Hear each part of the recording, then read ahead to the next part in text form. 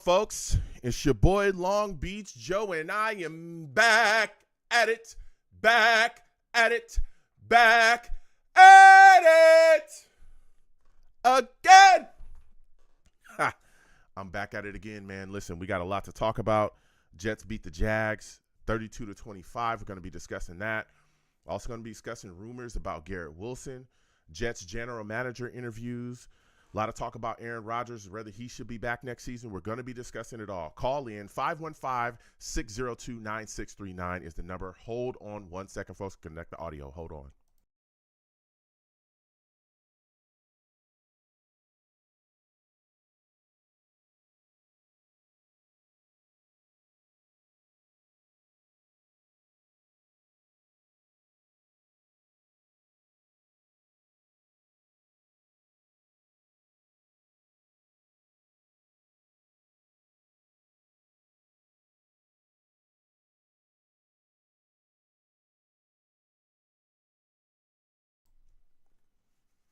Blog Talk Radio.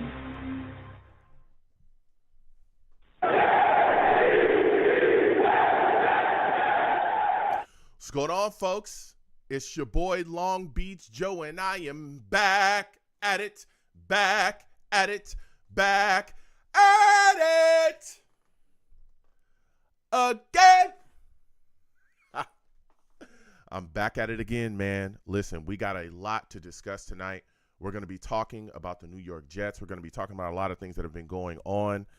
The Jets actually beat the Jaguars. Okay, they beat the Jaguars 32-25. We're going to be discussing that. Jets get a victory finally, right? We're also going to be talking about Aaron Rodgers. A lot of people wondering if he should be coming back next season. We're going to be discussing that. We're going to be talking about Garrett Wilson as well. A lot of rumors swirling around him. A lot of people thinking he's going to demand a trade. I mean, it's a frustrating situation and a frustrating time around here. We'll be talking. Jets have also done some GM interviews, discussion about head coaching candidates as well. And we got a game coming up against the Rams as well. So we're going to be talking about all of that stuff. Listen, I can go on all day. Let's start the show. Listen, I am the man of the people. I'm here for the people. Let me shamelessly promote my Facebook page. Everyone go on Facebook, search The Long Beach Joe Show. Like that page. My content's up there. Go ahead and give it a listen. Message me. I'll message you right back. I love going back and forth with you folks about this football team. Also, leave me some feedback. I love hearing about what you folks think I do here on the Long Beach Joe Show. Okay? I truly do. All right? I'm also on iTunes as well. Going over to iTunes, type in Long Beach Joe. Okay? Long Beach Joe, the Long Beach Joe Show. All right? Go ahead and subscribe to the podcast on there. Leave me a 5-star rating and give me some feedback. Okay? I always want to thank everybody that does that. It's truly appreciated. And again, I want to thank everybody that listens to me from overseas. I got people that listen to me from all over the place, which is crazy. Okay, I always say that it's wild to me. People from London, people from Ireland, people from all over the UK, people from Australia, and they hit me up too, and they want to talk that talk, and I'm all about it. So please, continue to watch me or listen to me wherever you're watching and listen to me from, and I truly, truly appreciate everyone that listens to me. But again, I'm always completely flabbergasted that people listen to me from overseas. I'm also, on Twitter as well. For those of you that are like, Joe, it's not Twitter anymore. Listen, y'all got to let it go. I'm going to continue to call it Twitter. Okay. That's just is what it is. All right. So I'm on Twitter. Okay. Going over to Twitter, type in @The Long Beach Joe, @The Long Beach Joe on Twitter. All right. Go ahead and follow your boy. I'll follow you right back. And let's go back and forth. I have spirited discussions on there. All right. I'll call them spirited discussions. People want to yell. I don't want to yell. All right. I don't want to use all caps. I don't want to hit a bunch of exclamation points. I don't do that. But a lot of people like doing that with me. So I welcome that discussion. So please come on by @The Long Beach Joe on Twitter. Follow me and let's go back and forth and have a great discussion on there as well. And as always, okay, I'm on YouTube. Okay, for those of you that may not know, we stream the show live. We also put content up on the channel as well. Come on over to YouTube, type in Long Beach Joe Jets, Long Beach Joe Jets on YouTube. All right, subscribe, hit that notification bell so when I post content, you will be in the know. Please, again, give the video streams a thumbs up. Share them across your social media with your friends and your family. All right. Now, let me tell you something. I want to thank everybody that found the channel. Okay, however you found it. A lot of the ladies saying your boy looking good. All right, thank you so much. I appreciate y'all. I appreciate you, ladies. You're beautiful as well. Okay, but listen, when you come over here, to Long Beach Joe Jets on YouTube, just know you're gonna have to deal with some people. Okay, and I call them my chat, man. Listen, my chat, I call them the savages. You want to know why? They're savage. Savage. Listen, they don't care. They don't care who you are, where you're from. They don't care about none of that, all right? If they don't like your takes, if they don't like what you bring into the table, they're going to let you know, okay? No one's safe. Not even me, all right? Not even me. Salutes to all the savages in the chat, going back and forth. We're going to keep things rolling and moving on because we got a lot to cover here. Salutes again to everybody that's watching me, no matter where you're watching me from, all right? Now, before we start talking about the Jets and get into this, everyone knows that I am huge on giving back to the community and helping where I can. As we all know, Christmas is coming up. And we have a special man coming on, Mr. Mark Lee. He's coming on to talk to us about the Mark V. Lee Foundation and everything that they do over there to, help kids have a great Christmas. Mark, welcome to the Long Beach Joe Show. How are you doing tonight, my friend? Long Beach Joe, how we doing, buddy? Always a pleasure. I'm good, man. I'm good, man. It's always good to speak with you. Now, listen, off the bat, you're doing great things with the Mark V. Lee Toy Drive. Can you tell us what the Toy Drive does for the community? Yeah, absolutely. As you know, there's a lot of hardship going around these days, and we're trying to give back the best we can here in Jersey City with the fire department. And my father started a drive back in 1985. And the year in his passing, 2014, me and my mom took it over. He took care of around 2,500 kids in the neighborhood. And we're wrapping up this year's drive, and we're right around 7,000 kids this year. Wow, that is huge. That is huge. 7,000. Yeah, unbelievable. Wow. Look, and salutes and respect to everything that you are doing there. That's 7,000 children that are going to have a wonderful, wonderful Christmas, that you're going to be able to put a smile on their face. What are some of the challenges that you face, trying to get, toys and find things for these children for Christmas? Well, that's the biggest thing, right? As the need grows, and we try to reach out to different outreach programs and different communities within Jersey City, we need the need for toys and stuff like that. So a lot of corporations, help us out by running a Christmas drive or a giving tree where we'll be able to pick up toys and drop them off at specific locations. You've helped us out in the past, and thank you very much for the gift cards and different things. So we always say, if anybody wants to give back a little bit, we're always in the Jersey City area. You can always come by and drop off a toy at one of the firehouses in Jersey City there, or visit our website so you can see all the stuff that we do. We're very transparent over at Captain Mark Lee fundrive.org. It's a great thing, but there are a lot of difficulties, as we try to navigate this growing thing that we're doing here in Jersey City. Yes. Now, Mark, can you tell my audience how they can get involved? Because I know that there's different ways where they can get toys to you. Can you explain to them what they can do to get involved with the toy drive and help out? Yeah, so on that website, if they visit, they can go to the donation page and send a monetary donation. Any little bit helps. Like I said, if you're driving by in the Jersey City area and you want to pick up a toy and drop off at one of the firehouses, any time of the year, you can always do that. We try to give back as much as we can, and it's not just over Christmas either. So, if you ever want to come out to one of our drives, you're more than welcome. I'll have the dates on our website. This year we did Boys and Girls Club. We did a lot of the other areas in the city that need a lot of help. So we're out there. The dates are posted. If anybody ever wants to, partake or like I said, any monetary donation or toys, we're always around. Absolutely. Now, Mark, again, I want to thank you for everything that you're doing with the toy drive and how you're servicing the community and helping these young kids, have a great Christmas and put a smile on their face. But I want to talk to you about this New York Jets football team, man. I know that you're a big Jets fan. Oh. I know that you're a big Jets fan, just like me. All right, just like me. Yeah. And here we are. You know, the team is not. Here we are. It's not like we thought it would be. Okay, we're 4-10, and things just didn't go as expected. But I want to talk to you about, this season, man. What are your thoughts about what you've seen so far this season from this team? One of the things as a Jets fan, as you know, disappointment is always near. And, to be out of it early, like we were with the expectations that we had, especially coming off last season with all the hype, right? Hard Knocks, Aaron Rodgers, Monday Night Football with the American flag. Everything was like, pointing in the right direction. And boom, He goes down with an Achilles tear.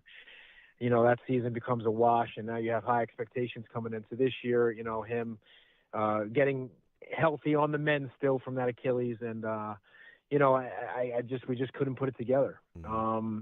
Look at all our losses by a couple missed field goals here or there. We could easily be 9-5. Yeah. If Greg DeLeg makes a couple field goals there, and maybe Aaron Rodgers doesn't throw an interception here or there, or some guys make some plays, we could easily be 9-5 this year. And for the ball not to go in our direction is Jets football, so to speak. Yeah, it is. It's rough. And what makes it even crazier is, you look at Aaron Rodgers, and we were hoping that, he would be able to come in and really save us. And he's played, well for, quite a bit of the season, but there's been a lot of ups and downs for the Jets offensively. What are your thoughts on Aaron Rodgers possibly returning next season? Because there's a lot of Jets fans, and I've spoken to them, that don't want him back next season. What are your thoughts on that?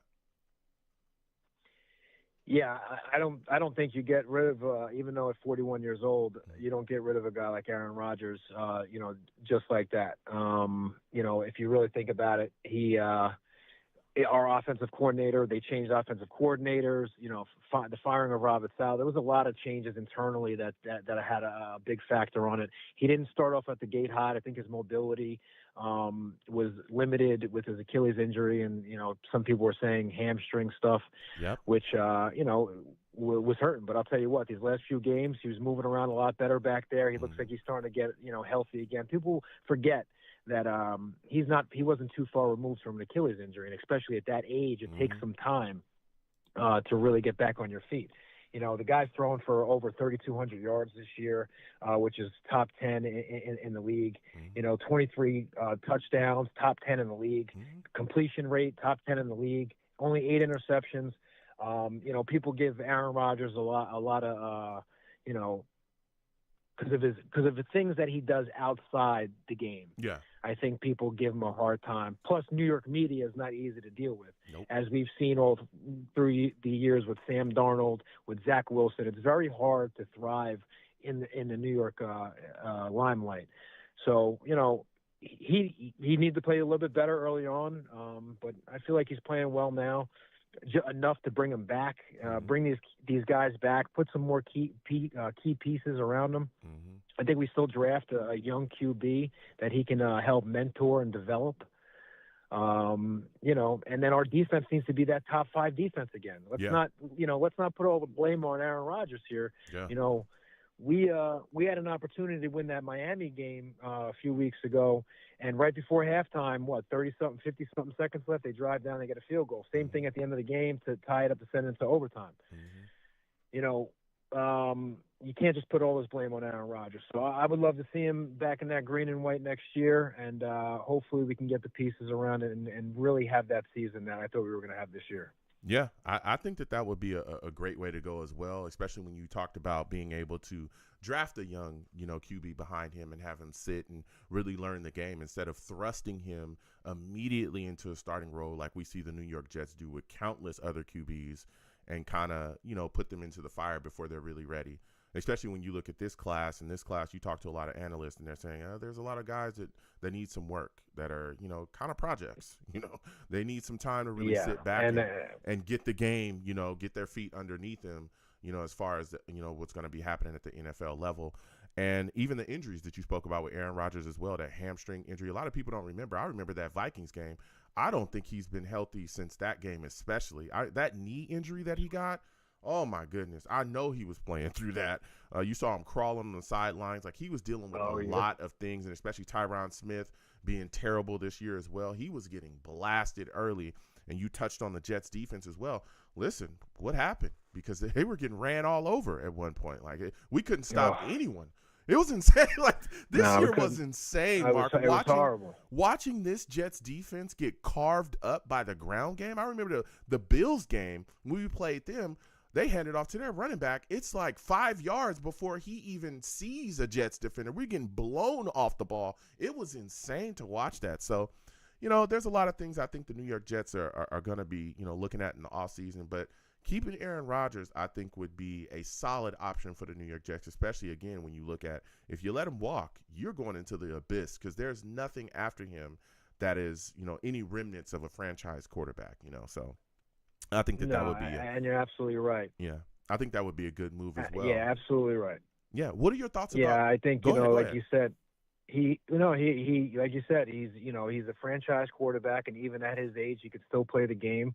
These last few games, like I said, he still, as long as he has a drive to play and he wants to play, and I know, with the coaching and the GM coming in, and that'll probably play a factor in his decision. But we, like you said, projects, and we didn't give guys like Sam Darnold, who look at what he's doing over in Minnesota, or Geno Smith, look what he's doing over in Seattle. Yep. We didn't give these guys the opportunity to get their feet underneath them, before we were throwing them out the door. So, you know what? Bring Aaron back. Hopefully he wants to play for the Jets again, and then let one of these younger QBs develop under him. Yeah. What are your thoughts about the things the things we saw from Davante Adams, man? He had a monster game against the Jags. Like, what are your thoughts about him continuing on with the Jets in the future as well? Yeah, and that's another thing. I hope him and Aaron come back. We haven't had. Garrett Wilson's a young stud, and but we haven't had a tandem wide receiver group like this in a long time. And people forget. Even though him and Aaron had a connection over those years in Green Bay, he can't just come in from the Raiders, pick up this playbook over here at the Jets, and expect to thrive. Those first couple games when he was getting on the field, him and Aaron Rodgers just playing backyard school ball. They probably had that lingo where like we're going to do a fade or an out or whatever before he got the concept of this actual offense. I think now you started to see him grasp the offense, see what they're trying to do. Him and Aaron are on the same page. I expect a couple more big games out of him this year before the season ends. Yeah. What are your thoughts about Garrett Wilson? A lot of people talking about, there's rumors swirling from supposedly people within his camp that has talked about that he may ask the New York Jets for a trade to get up out of here in the offseason. Do you think that happens? I hope not. Like I said, he's a super young, talented kid. I don't see him being one of those guys that wants to cause, locker room or any type of media speculation. So I think hopefully it's just hearsay. Once again, maybe the New York media just trying to, rise things up for headlines and, I'm hoping that he wants to see the team thrive and not just be an individual. And a guy like Davante Adams comes in, he's a monster. He's gonna take some targets away. But if you're winning games, it's a whole different story. If you're losing games, then I could see him having an issue because at heart, right, you want to win. And he's a winner. So I can see where he's coming from. But I just hope he sticks it out and he sees the direction that this team is trying to get to. Yeah, I'm hoping the same as well. I love Garrett Wilson, but, man, there's been times this season when you look at, especially, some of these losses, the post-game stuff, you look at him in the face and you can tell that he's just over it. I remember last season, the closing, team interviews, you could feel the frustration in his voice when he talked about how bad of a season it was for him last season, even though he had individual success, that he was just tired of the losing and tired of all the other things. So I'm hoping things get cleaned up, and I think a big part of that, Mark, is going to be who we get in here, as the New York Jets' next head coach. I think that the next guy has to come in here and really install belief and really get things done from an X and O standpoint. We hear about, from Jets player, Garrett Wilson being one of them. Hey, this offense, there's a lot of other things that we should be doing that we're not doing. Ways that he wants to be utilized within the offense that he's not feeling that he's not feeling is being done. So my final question for you is, who would you like to see be the next head coach of the New York Jets? Aaron Glenn will always have a special place Oh, in my baby. heart. Talk about it. Talk about You it. Talk know, about it, Mark. Aaron Glenn will always have a special place in my heart, and to bring him back to New York, I think would be incredible. The only gripe that I have with these type of is we're constantly hiring defensive-minded head coaches, and from Bowles to Salah and these guys. But I would love for Aaron Glenn to return to New York and lead the New York Jets to a play. I'm not even going to go through. Let's just get us to the playoffs. How about that? Obviously, my second contender would probably be Ben Johnson on the other side of the ball over there in Detroit, but I don't think he's going to leave. And then, I'm hearing Mike Vrabel. Mike Vrabel's in the mix. So, Yep. There's some names on the table. There's some names on the table that I think would get us in the right direction. I'm hearing things like Rex Ryan again, or maybe even like a John Gruden. So these are. It's going to be a very interesting offseason to see who the Jets can shop and see what kind of staff they can put together. Yeah. But Aaron Glenn. Let's suit him up. Yeah. Listen, I would love Aaron Glenn as well, and I'm not against Rex Ryan. I'm not against Rex Ryan at all. Yeah, no, I'm not against it either. Yeah. I'll tell you what, Rex gonna have this defense cooking. I'm gonna just say that, okay? Rex gonna have his defense cooking, and if Aaron can just do what he did this year, I'm just.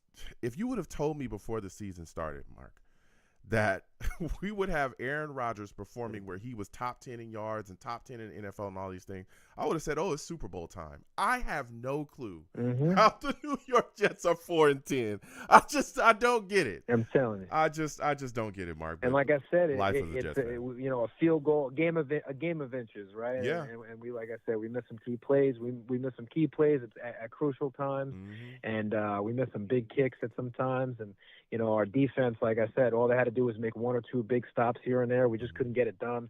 A lot of penalties. We couldn't get off the field. Yep. These things were right. All these things adding up. Yep. So we got to start getting back to playing some clean football. Minimize the penalties and making those big plays in those crucial moments. And I think the future could be bright for this team. Yeah, absolutely. Now, Mark, before I let you go, man, give my audience just every way that they can contact you about the toy drive and how they can get involved as well. Yeah, so Captain Markley Toy Drive up there in Jersey City, and if you're in the area, come by any of the firehouses, drop off a present. You can visit the website, CaptainMarkleyFund.org, and hit the donate button for any small monetary donation. You can send any cars or whatever to 364 Marin Boulevard in Jersey City over there, and we're going to be out and about. Like I said, the transparency on the website. We'll have our locations. We're wrapping up for the holiday on Monday, and then we'll kick off next year. Early November is when we kind of start getting everything together. So keep us in mind. A lot of love out there for the Jersey City community and those kids that we want to put smiles on their faces for the year. So yeah. Listen, Mark, I want to thank you for coming on the show, and again, I want to thank you for everything that you're doing with the Toy Drive, and supporting the community out there, and again, giving those kids a great Christmas. Thank you for coming on the show. You have yourself a good night, my friend.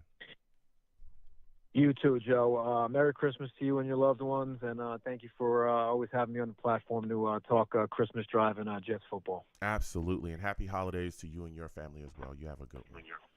Listen, Mark V. Lee coming on and talking to us about everything that they're doing over there with the Toy Drive. Again, get involved with the Mark V. Lee Toy Drive. They're doing great things, out there and supporting the community and putting a smile on kids' face. Go over there to a firehouse, drop a toy over there, and get involved, man.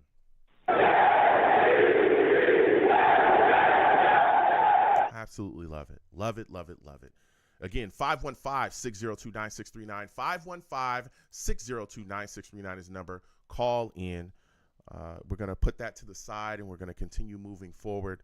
Again, everyone knows I love supporting the community. So now we're going to talk about Jets football, okay? Really quickly, I salutes to all the callers, everybody on the line. Baked, I see you in the building. Salutes. He says, good show. Thank you so much. We're going to continue moving on. Salutes and respect to all of the Savages in the chat. We'll be coming to you. Put your thoughts, put your comments, put your questions in the chat as well, and I'll be reading those. But keep in mind, I'm one man, okay?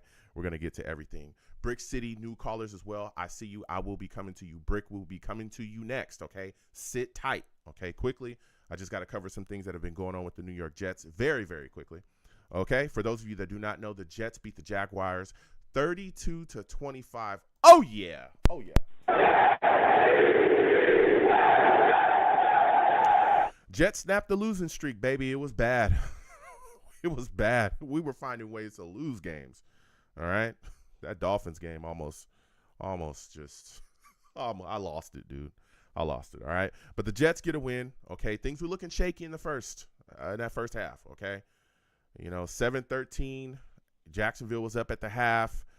Garrett Wilson had scored the Jets' only touchdown. Garrett Wilson had 3 catches for 56 yards in the game, had a touchdown as well. Brian Thomas was cooking us in this game. I talked to people about Brian Thomas of the Jags.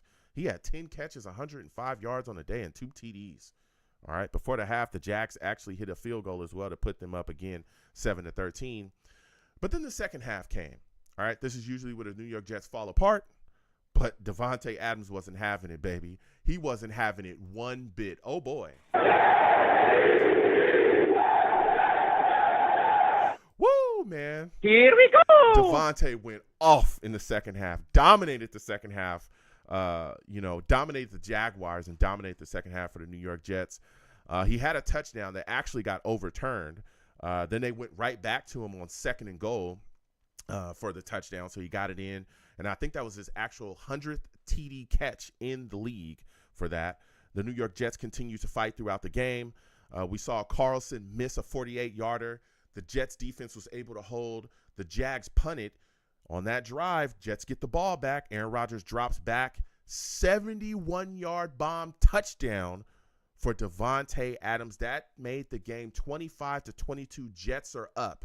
Davante Adams had 9 catches for 198 yards in the game. That is completely insane, okay? Completely insane, man.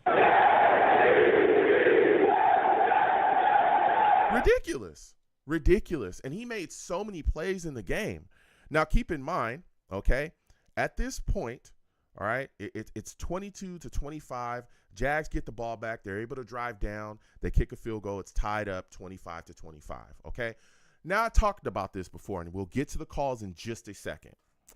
The New York Jets coaching staff, Aldridge, all these guys, they've consistently shown you that in the clutch they have issues with situational football, okay? We've seen this. We saw this against the Dolphins. We've seen this for quite a while, all right?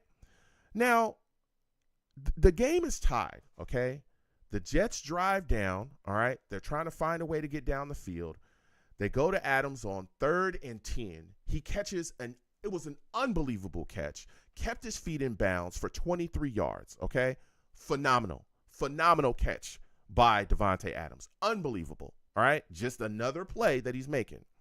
Then they go back to him on 3rd and 5. 41-yard catch. We get down to the 1-yard line. The 1-yard line, okay? Now, there is a minute and 8 seconds left in the game at that point. The Jaguars only have 2 timeouts. They only have 2, okay? They only got 2 timeouts. Minute and 8 seconds. Now, I'm thinking, okay, this is easy peasy, right? This is easy peasy. Easy as day, all right? All you got to do is do what? Kneel the ball, okay? Kneel the ball and run the clock down. Because if you do that, all you'd have to do is kick a field goal. Game over. Game over. Make them burn their timeouts. It's a minute and 8 seconds left.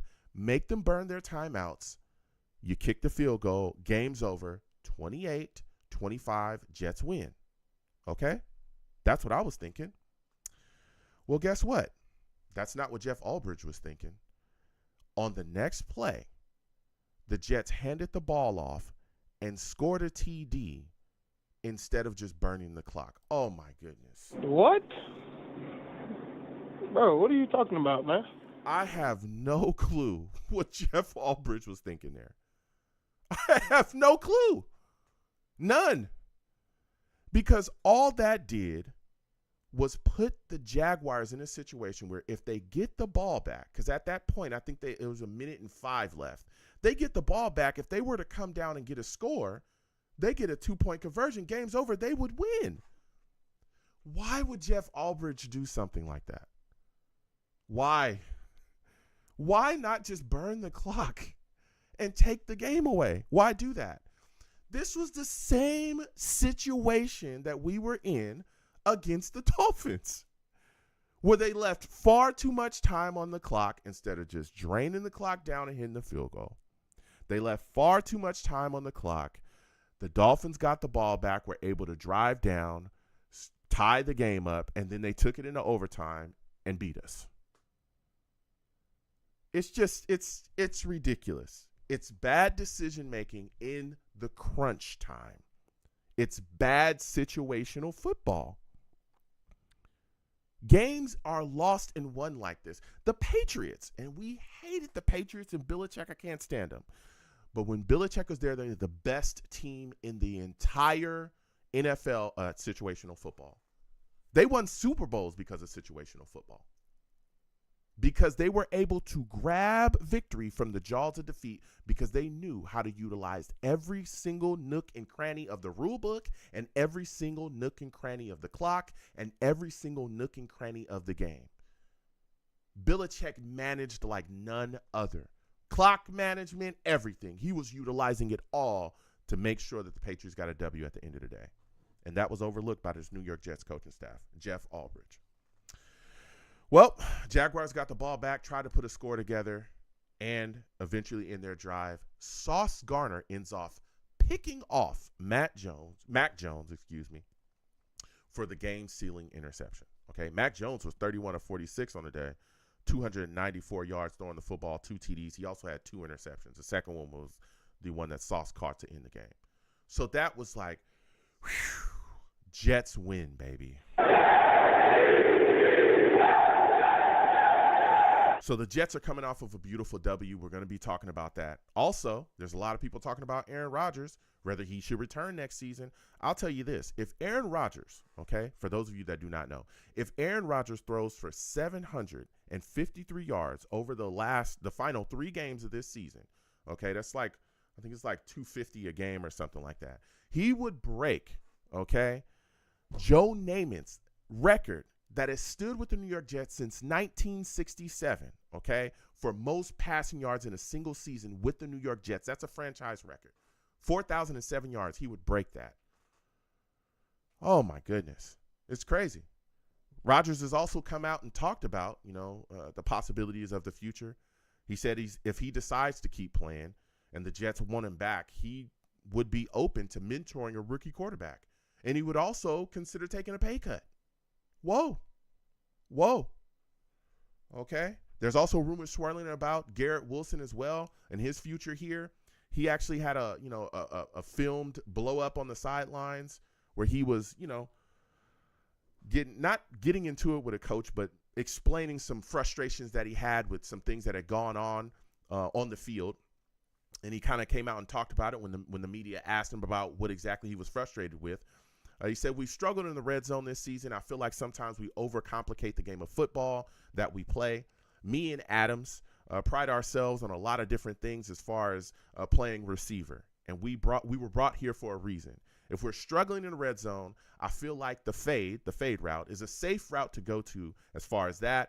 I saw the camera, he saw the camera caught, his frustration, him venting his frustration to the Jets offensive staff, Jets offensive coach. And he said he was sorry, that they caught him, being so frustrated to whoever may be offended. But, he says he plays the game a bit differently. So there's a lot of talk. And again, the Jets got a W here. There's a lot of talk surrounding him, possibly requesting a trade this offseason because of all the struggles here with the New York Jets. The media also spoke to him about the situation as well and asked him about if he would like to stay long term. Here were his thoughts. If the Jets approach you about a contract extension, would you like to stay here long term? I don't know, man. I just figured I just do whatever, whatever, go about my day, however, be where my feet at, you know. And if they do, that would be a blessing. That'd be awesome. I love the Jets. You know, at the end of the day, they were the ones that believed in me. So yeah, you know, but yeah, I can't be worrying about all that. Just gonna finish these 3 games the right way. But I don't know, man. I can't be looking into all that right now, you know. Oh, baby. All right, we'll see. He just said, hey, you know, I'm just worried about, you know, finishing out the season, seeing what's going on. Again, he talked about his love for the Jets, but we'll see what happens going forward. I am hoping that Garrett Wilson doesn't do that. I don't know if he's a guy that is going to do that, but again, we've seen the frustrations here with the losing and all the other things as well. So we'll see what happens going forward with him. The Jets have also done some general manager interviews as well. They just recently interviewed Jim Nagy. That's the Reese Senior Bowl executive director. They've also interviewed as well the former Falcons general manager Thomas Dimitroff, and also the former Titans general manager John Robinson, which a lot of people, you know, once John Robinson got into the building, they said, could this open the door for other, you know, former Titans to be in the building? There's rumors swirling that Mike Vrabel is a top candidate for the New York Jets head coaching job within this franchise. We'll see. We'll see. There's other guys out there as well. We talk about Aaron Glenn. You know, we talk about Rex Ryan as well. He is, let me tell you something. Everybody in the world knows that Rex Ryan wants to be the New York Jets head coach again.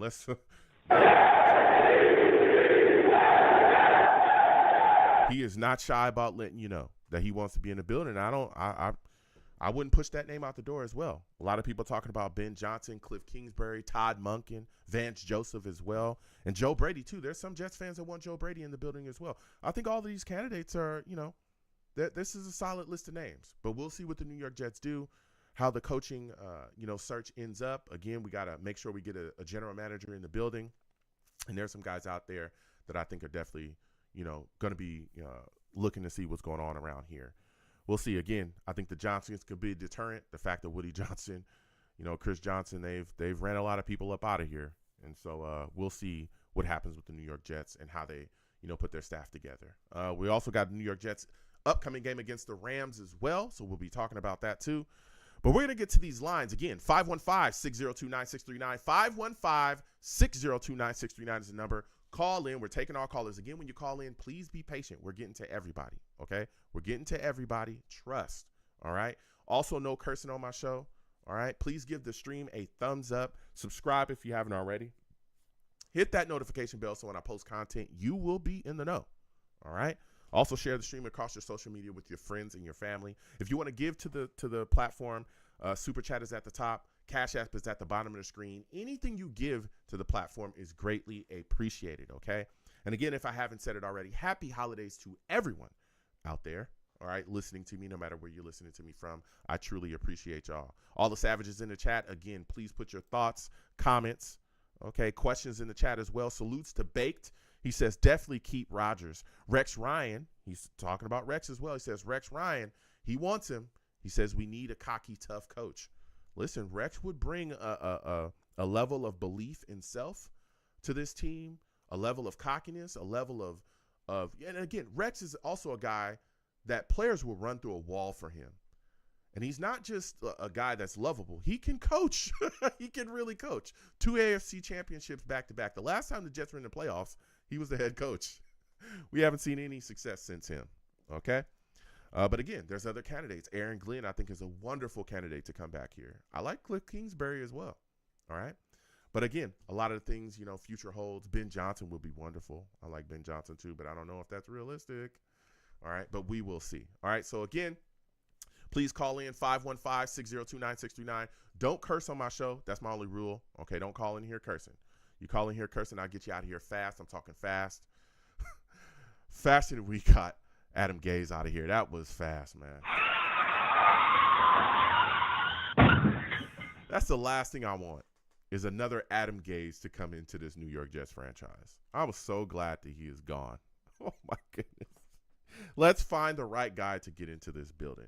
515-602-9639. Again, 515-602-9639 is the number. Call in. First caller I'm going to is my guy, Brick City. Brick City, hold on. I believe we got Val on the line, new callers as well. Sit tight. We're getting to everyone, okay? But we got to get to Brick City. Salutes, Brick City. Listen, for those of you that do not know, this man, Brick City, let me tell you something, man. This man is a savage. Savage! Brick City salutes. Good to speak with you tonight, my friend. Listen, Jets get a big win, a much-needed win over the Jaguars, 32-25. Devontae Adams completely dominated this football game in the second half. Give me your thoughts about this win, man, and how are you feeling? I mean, I don't know what broke my heart this year worse than my wife cheating on me or the New York Jets 4-10. But great win. Ooh, sorry about that. I'm sorry about that, man. I'm sorry. Don't feel sorry for me. Feel sorry for her. That's her loss. You know, that's her loss. All right, that's her loss. I'm good. You know, I got a big mountain off my shoulders. Keep it player. Keep it player. That's what I'm talking about. I just want to be a good father to my son, like I've been doing. All right. And, you know, try to keep these courts out my business. But other than that, I'm feeling great. Great win. Devontae Adams went off. He went crazy. I was loving it.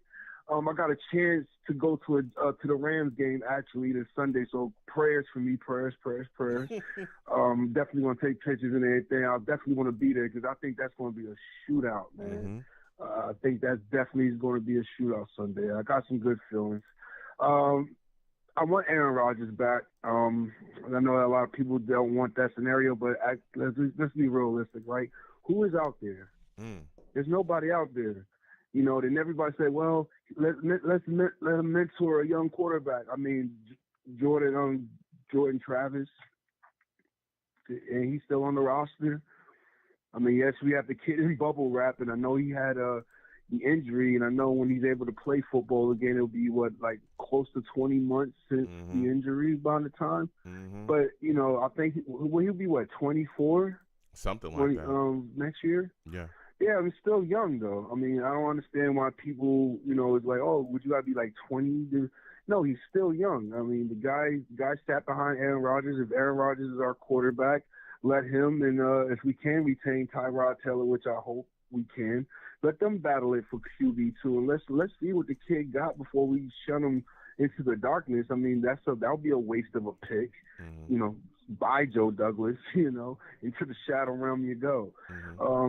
You know, far as coach, Aaron Glenn, one of my favorite Jets growing up. He was one of my top 3 favorite Jets growing up outside of Sean Ellis. I mean, defensively, Sean Ellis, Aaron Glenn, Jonathan Vilma. I love those guys. But then, unfortunately, you know, the Texans snatched them up in that draft. You know, in that draft. And, you know, it'll be a great full come circle story. You know, everybody keep complaining, I'm tired of defensive coaches. At the end of the day, look at Mike Tomlin. He was a special team guy, I think. Look at Harbaugh in Baltimore. He was a special team guy. So I don't want to hear about, we need an offensive coach. No, we just need a leader of men. Can we have a leader of men that can not only rally the troops when we need the troops to be rallied, can he be competent? Can he call timeouts when timeouts are needed? Can he tell Aaron Rodgers, hey, run the ball to Brees or Agent Zero or Davis or whoever is our running back at the time, run the clock out, nail the ball, game over.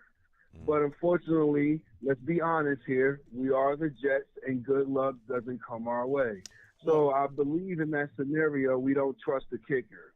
Not making any excuses, but in that scenario, I mean, as far as our kicking woes this season, it hasn't been good. So I'm not giving Albrecht a mulligan here because he's already a mulligan. Well, you know, he's like a chicken with his head cut off. He don't know what the heck he's doing. Yeah. So here's the thing, and I want to go back to some of the things that you talked about and you kind of covered. I look at it like this, especially when you're talking about Aaron Rodgers coming back. I'm not against it, and I'm not against it because I think that, especially when you look at the New York Jets, it allows you to draft a young QB in this upcoming season. All right, I know a lot of people talking about Jordan Travis and a lot of the things that he could do here with the New York Jets. To this point, we haven't really seen anything out of him. Again, he's still dealing with some things. So at the end of the day, it's like, hey, if you can bring in a young quarterback in this next upcoming draft, depending on where we're at, and you can sit him behind, and maybe it is going to be Jordan Travis, who knows?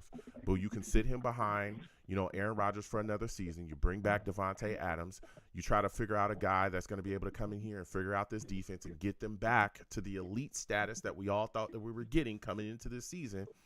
I think that you give yourself a great opportunity going forward as well, setting the table and not thrusting a young guy into a position when he's not really ready yet to be in that position. We see that constantly. We talk about Sam Darnold, the way he was thrown into the fire. We talk about Zach Wilson. A lot of people, even Mike LaFleur, on his way out was talking about how, hey, maybe we should have sat Zach Wilson for a year. Like that was something that he talked about before he was gone off the staff. And so I would like to see that as well, especially when we're hearing Aaron Rodgers say, hey, I'm willing to take a pay cut. And not only that, but I'm also willing to mentor a young quarterback here.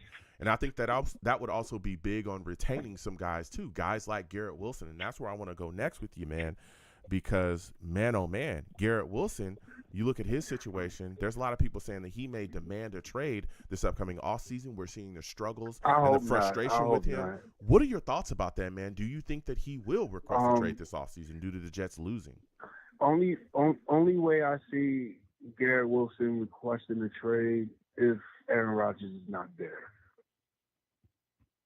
If Aaron Rodgers is not there. Yeah. But I don't think that's Garrett Wilson as a personality. Of course he's frustrated. We're all frustrated. Yeah. I mean, shoot, at least he's frustrated making millions of dollars. Me and you, we're I don't know your financial situation, but we're right. And buying the merchandise and talking about it on radio and podcasts and all and pouring our hearts out to this. I don't want to hear it. Mm-hmm. You get paid to play the game, another 1,000-yard season. Keep this man at all costs. I love Garrett Wilson. If I had to choose between Garrett Wilson and Sauce Gardner, I'm choosing Garrett a double number 5 all day. He's a dog. He's a warrior. He doesn't quit on the field. Yeah, of course, all wide receivers are divas, just like most quarterbacks. Mm-hmm. So of course he wants to win, and if we do have to trade him, some team gonna have to pay the price for that. That's 2 first-round picks. I don't want to see him go because that's very hard. That's hard production to get. It's hard to replace the Garrett Wilson right now. Okay. That's 2 first-round picks. I don't know if somebody give you 2 first, but I think you'll get some capital back for him. But man, I would love to see he doesn't Garrett. get hurt.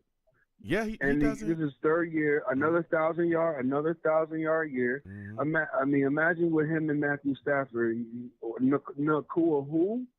Imagine with him and another type of quarterback. Yeah. That's not injured or on his way out. Aaron Rodgers for the troubling season that we have right now, he's putting up decent numbers. Yeah. Yeah. He's putting up decent numbers. He's looking a little more healthy out there. So, of course, I want Aaron Rodgers back. It's just the fact that, I want to ask you, what quarterback, in your opinion, I don't like this quarterback draft class, honestly. Mm-hmm. But in your opinion, if we are in range for a quarterback, who intrigues you? Man, I'd like to interview you for a hot second. Who intrigues you, Joe? I don't know if we'll be in range for one, to be completely honest with you. I'm just saying, if we are in range, who intrigues you? I like, everyone knows I like Shador.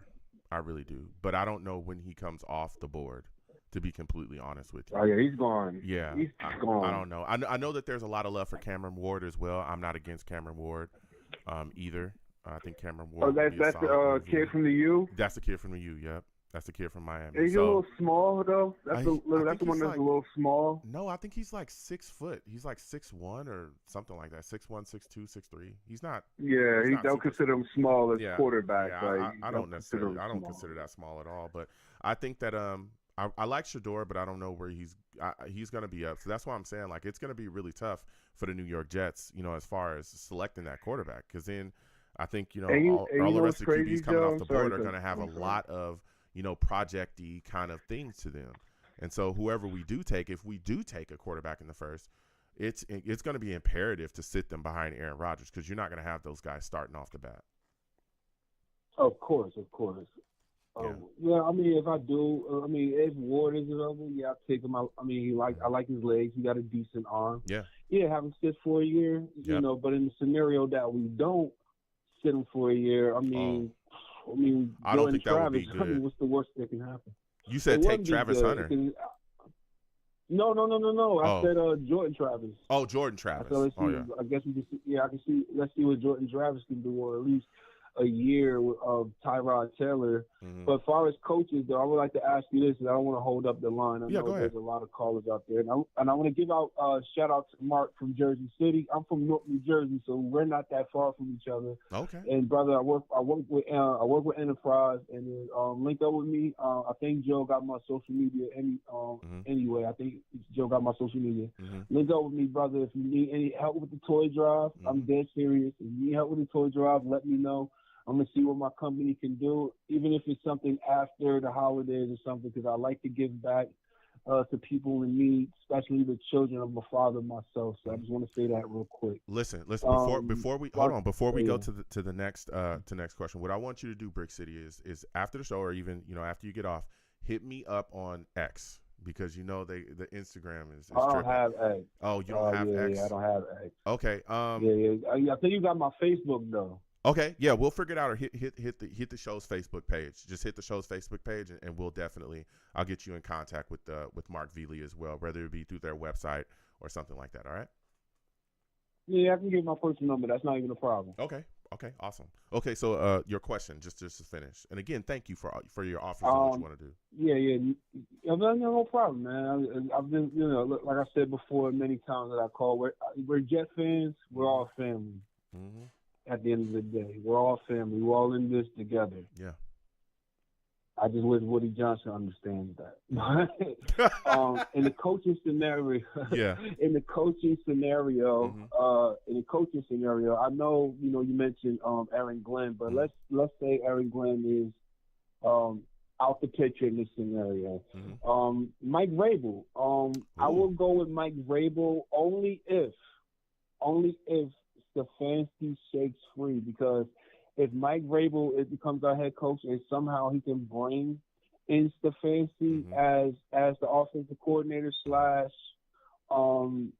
assistant head coach, the defense can be fixed. I wish we don't go back to a 3-4. Honestly, I wish we stay with the 4-3. I like what we got on defense. Okay. I wish unless he wants to go a hybrid 3-4, 4-3 type scheme, whatever the case may be, that's fine. Mm-hmm.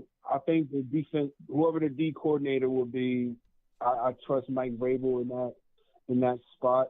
But with Stefanski, because I like him in Cleveland. I feel like if Stefanski was in a different division, let's say NFC South, he wouldn't be talking about getting fired. Mm-hmm. Imagine that Cleveland roster. Let's say you switch the Cleveland roster with the Panthers roster. We won't be talking about this man possibly on the hot seat. Yeah. But hey, if he shakes free, that's Cleveland lost in our game. But in a scenario like that, how would you feel confidently?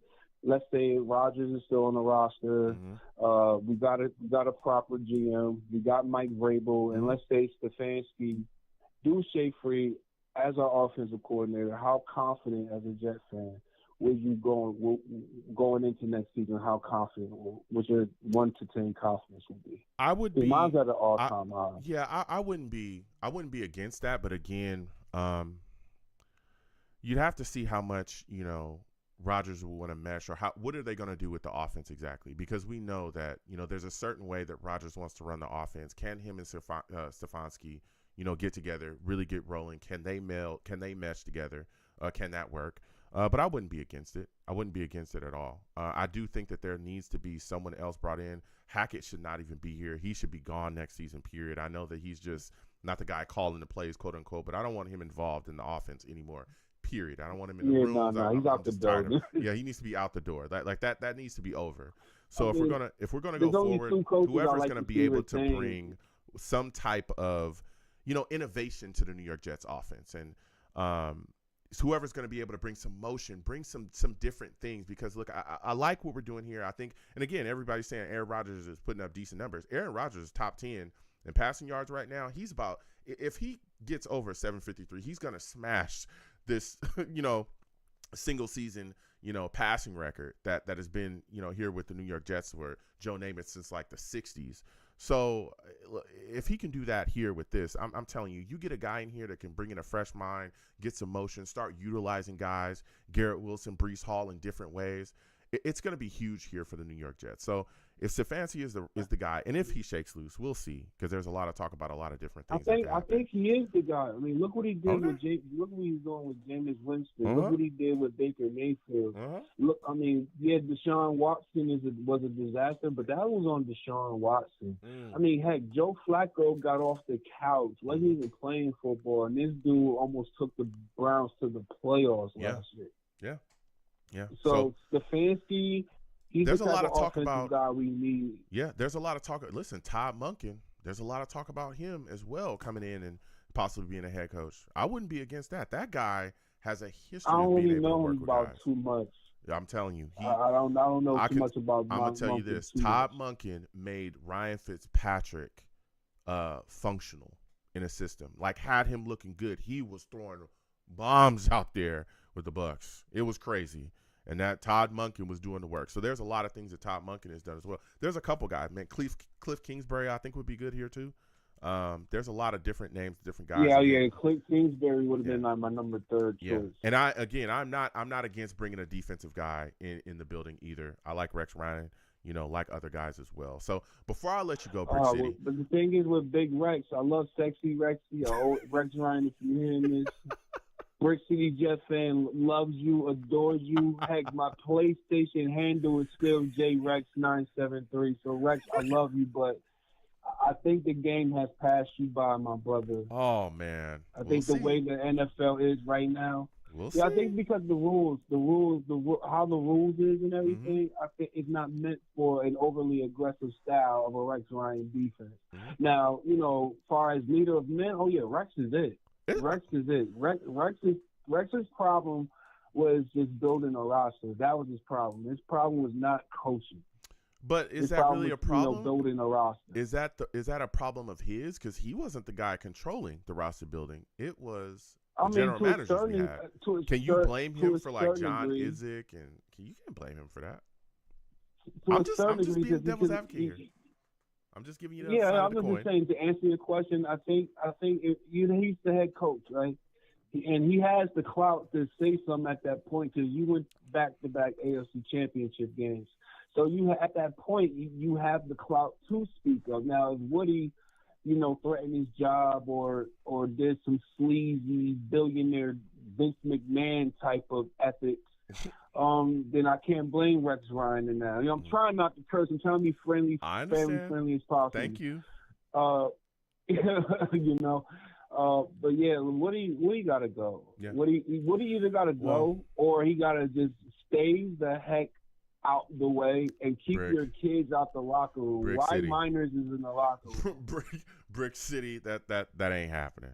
We all want them to sell the team. We all want to get rid of the Johnsons. It's not happening. Okay, it just is. I mean, if Woody Johnson is so public conscious and conscious about what the fans do, I mean, I think there was a little flyover the Giants game last week. So imagine that. Yeah. But imagine a whole stadium of Jet fans, and if we blow a lid and let's say we get smacked by or our doors open by the Rams all game, we get smacked around. Yeah. And it's a full house of Jet fans, and they're chanting "Sell the team." Yeah, they've done and that goes on ESPN. Yeah, they've already done that. I'm talking about like literally. They've done that this season. They have done that, though? They've done that this season. They were literally chanting, what game "Sell was the team." this? I can't remember what game it was, but they were chanting, "Sell the team," for sure. It was everywhere. It was all over social media. Probably because I left the room in rage. Yeah, the Jets fans were literally screaming, "Sell the team." It was insane. But before I let you go, Brick City, give me your final score prediction. Rams, Jets. Who do you think wins? Who do you think loses? How do you think it ends up? Quickly. I mean, come on, guys. I bleed green and white. It's going to be a shootout, baby. Aaron Rodgers. Okay. 4 touchdowns. Whoa. 2 interceptions. Okay. Garrett Wilson. $150. Okay. 2 touchdowns. Whoa. Devontae Adams. Okay. 100 yards. Okay. 1 touchdown. Okay. Brees Hall. He's going to have a pair of 2 touchdowns, 1 running and 1 catching out the backfield. Okay. And he's going to run for maybe like 78 yards and 50 receiving yards. I think that's still a good day. But anyway, 41-34. New York Jets. I don't care if you're from the East Coast. I don't care if you're from the West Coast. You can be all the way in Alaska. I need Jet Life Stadium to stand up on their feet. Let's get rowdy and send the Rams packing back to L.A. because we're on the New York Jets, and we're going to send the fans home happy for the holidays. Let's go, Jets. Jets. Let's go, baby. 41-34 New York Jets. Listen, Brick City, it was great speaking to you again. Hit me up on hit up the Facebook page, comment on the Facebook page. Yeah, I'm going to do that right now, my brother. I'm going to do that right now. And I'll work on getting you connected. Thank you so much. And again, happy holidays to you and your family. Thank you. Happy holidays to you too. Peace. Love Jets, baby. Love it. Let's go. Let's go. All right, listen. Got a lot of things moving and shaking. And he took the Jets over the Rams. I'll let him speak. I'll hit him with one more. You know what I'm saying? Feeling a little razzle dazzle. You know what I'm saying? I'm feeling charged up.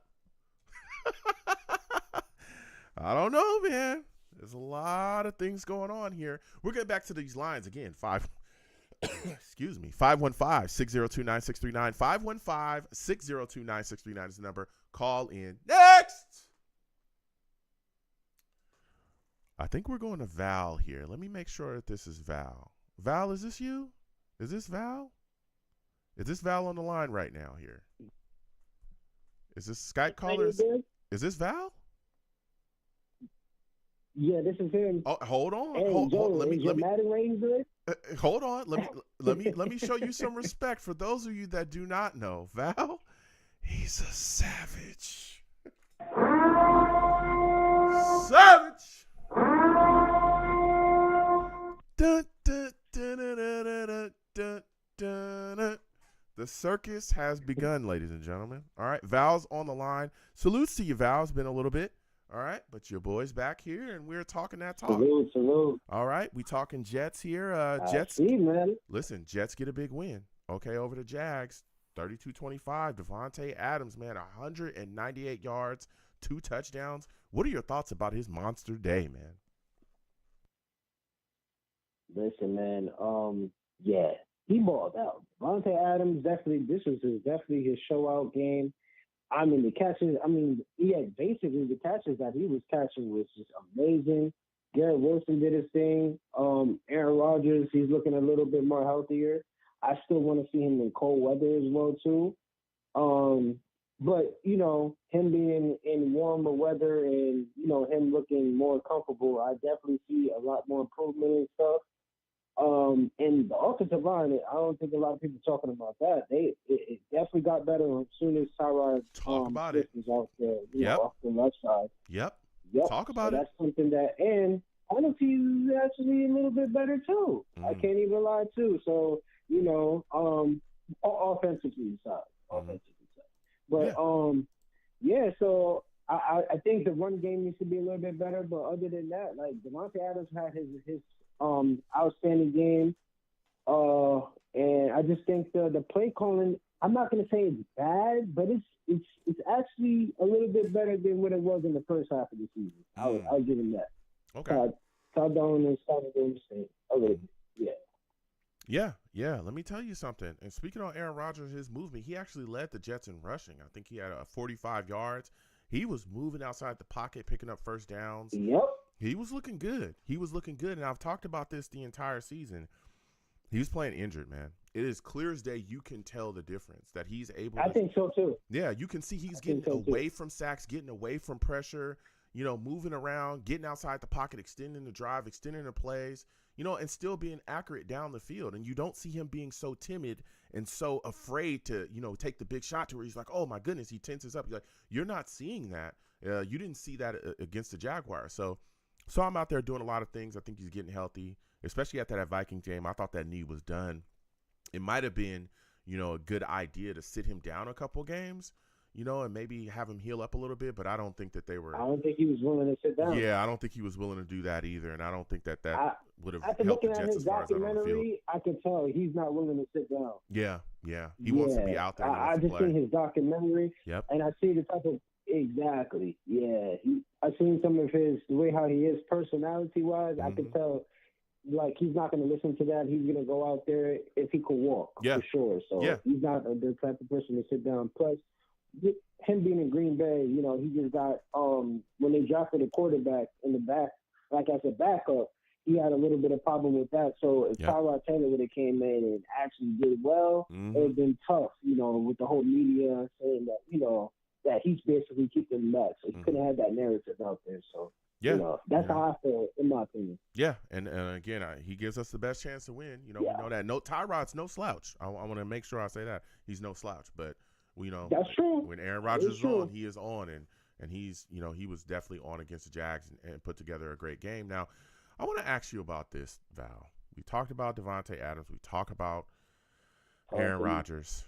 What are your thoughts about this coaching staff? They continue to make bonehead decisions when the game is in, the clutch. They left the Jags with like 1:05 or something to tie up the game and possibly win it if they would have went for 2, when all Albridge had to do was kneel the ball twice, make the Jags burn their timeout, and then kick a field goal and the game would have been over. I mean, we saw this against the Dolphins. That's how we lost the game. We gave them way too much time. They were able to come back, tie the game up, and then eventually end it in overtime, get the W in overtime. What are your thoughts about this Jets coaching staff and how they make so many critical mistakes when it comes to situational football? Joe, like I said, I really can't blame Jeff Albert, because the thing is, he's never been a head coach before. He's never been a head coach, and we gave him that, he's basically in a tough position where he's the best defensive coordinator, and on top of that, he's the head coach, and he's never been a head coach ever before in his resume. So it's like he's kind of doing the job on the fly. So it's like I really can't blame him for what he's doing. He's trying his best. Even the overtime situation against the Dolphins, he didn't really know all the rules and stuff. So it was just like he was kind of confused of what was going on. So it's just like, he doesn't have that resume of being a head coach, and he's kind of set up. It's kind of a setup for him to be the interim head coach, and we just basically gave him the job for right now. And then, after the season, he's gonna basically be going and stuff. So I really can't really blame him. But we already know this coaching staff is gonna be going anyway. So it's just really nothing more to say. I mean, the coaching staff has been a disaster ever since the whole Robert Saleh takeover, the Joe Douglas, putting this team together. As the coaching staff, it all started with Nathaniel Hackett. It was downhill ever since. Todd Downing, I mean, he's not the best, but he's actually doing a way better job than what Nathaniel Hackett did. I would say for that. Yeah. But and we're not having too many delayed games, so we actually improving in that direction. So that's actually good. Getting the players off on time, and players are not jumping off sides. So, that's actually a lot more better. So it's stuff that we had problems in the beginning of the season that I do see improvement, but I still have my questions and my doubts. Yeah. But other than that, I can't really jump on Jeff because, like I said, he's never been a head coach. Yeah, look, I can, okay? I done had enough. All right, look, I get it. He's never been a head coach before. I understand that. But he's been a coach in this league, period. And it's just simple math. Okay, you got a minute and 8 seconds left. They only got 2 timeouts. You look up at the scoreboard. They only got 2 timeouts. Make them burn it, and then kick the field goal and end the game. And it's not just him. He has multiple coaches that are around him. It's like all of y'all. Nobody on the staff noticed. Hey, we only got a minute and 8 seconds. Hey, let's just end the game here, kick this field goal, and be done. It's It's just too many boneheaded decisions, and we've seen this throughout the season where there's times in the game. A lot of them, yeah, a lot of just bad decisions, and it's cost us games. So they gotta get it together, and hopefully, the next guy that comes in here, we're gonna be able, to see what's going on. Speaking of the next guy, the New York Jets have been talking. There's been a lot of rumors surrounding the next guy. Excuse me. Of course, we know that they've been talking to other general managers. They've interviewed, Thomas Dimitroff, John Robinson, who's the former Titans general manager. And that started rumors swirling, man. A lot of talk about Mike Vrabel being the Jets' top candidate for their head coaching position, man. What are your thoughts about that? Would you like to see him become the New York Jets' next head coach? Listen, all right. So about that, going back to what you were saying about the coaches, it's always been a consistent. They always never been consistent on coaching styles or anything like that, or even when it comes to little situations, they never had fixed them. So there's always been a concern about that. But going on to this, I would say basically Mike Vrabel. I mean, I have my little concerns because I feel like we beat him two times. We're 2-0 against him, against Zach Wilson. I'm not too high on him, but I might be wrong. But if you can clarify this, Joe, like how do you feel about him as a head coach? Because I'm not too big on him, because I have my little concerns, because when he did take over the Titans, I know he did. I heard he did go to the AFC championship or something like that. He sure did. Yep. If I'm correct. He did. Yes. Okay. So he did. Okay. So he definitely, and he's been into the playoffs and stuff. So he definitely has that winning environment. So that's actually good. And I heard that he is both sides, offensively and defensively. And I heard that he does have like a good offensive coordinator that he's been getting on his sides and stuff. But he just had a GM problem when they actually just got rid of A.J. Brown, and A.J. Brown ended up going to the Eagles. So then they started getting rid of his weapons. So then, he ended up just getting fired. Yeah. And of course, he had Tannehill. So Tannehill was actually playing good. So I would say I wouldn't be mad if we did get him. But how do you feel about him, Joe? I'll ask you that question. Yeah, that's a great question. I wouldn't be upset. Is he one of your top candidates? He's in there. He's in there. He's in the circle. Him, okay. Mike Vrabel, Aaron Glenn, Rex Ryan. He's in your top 5? Yeah, he's around there. I mean, I don't. It's tough for me to put together like a top 5 because there's so many coaches that I really like. But if I put together a top 5, he would be in it. Absolutely. Him, Rex Ryan, Aaron Glenn, Cliff Kingsbury, and I don't know who, Ben Johnson, but I just don't think that Ben Johnson is realistic. I just don't. I just don't think that Ben Johnson is coming here. I just don't. I'm sorry, but if I had to take a 5, of course Ben Johnson would be in there. And again, I'm not numbering them, but yeah, Ben Johnson would be in there. I just don't think that Ben Johnson is realistic. So yeah, Mike Vrabel coming here would be great. I think he was in the AFC Championship like 2019. Do you think he's going to be a head coach this year? Mike Vrabel? Mike Vrabel, No, Ben Johnson. Do you think he's going to be a head coach next year? Because, he does have – No. I'm talking about Ben Johnson. Oh, yeah, Ben Johnson, yes. I think he's somewhere. If they offer him the right – he's going to be a head coach? Yeah, he's been – Oh, okay. He is a hot name. He is a hot name around the league right now. And if he wants to take some team, he's going to get it. He's going to get it. What he's been able to do, what they've been able to do over there with that, like he's going to be able to get it. There are people. I mean, look, Jets fans are salivating for him. They want him left and right. I'm telling you, like it's crazy. So Ben Johnson, I think, is one of the top names. Again, Say it again. Val, are you there? Oh no, go ahead. Yeah. So yeah, he's one of the. Yeah, I'm here. Yeah, he's one of the top guys. So. I do like Vrabel, though. I think that Vrabel is great. He was able to do a lot of great things over there.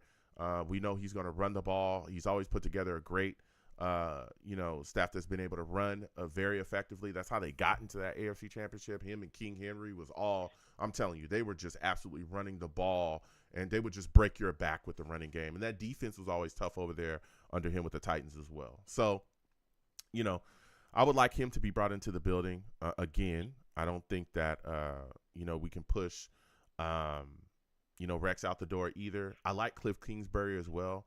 I'd like for him to, to possibly get a shot here with the New York Jets too. But I think that Vrabel is definitely a guy that, is a top candidate for sure. For sure, he's going to be able to do his thing. What are your thoughts about some of the things that we're seeing as far as the general manager guys, though, like Thomas Dimitroff, John Robinson being brought in as well? They interviewed Jim Nagy. Is there a general manager candidate that you would like to see?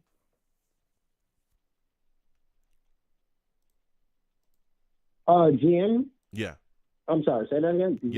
Is there a general manager candidate that you would like to see? We've seen Jim Nagy. Thomas Dimitroff has already been, interviewed as well. I'm not too big on the GMs. I'm not too sure, but I just hope like we get the top GMs. I'm mostly like more in tune with the head coaches and stuff. Yeah.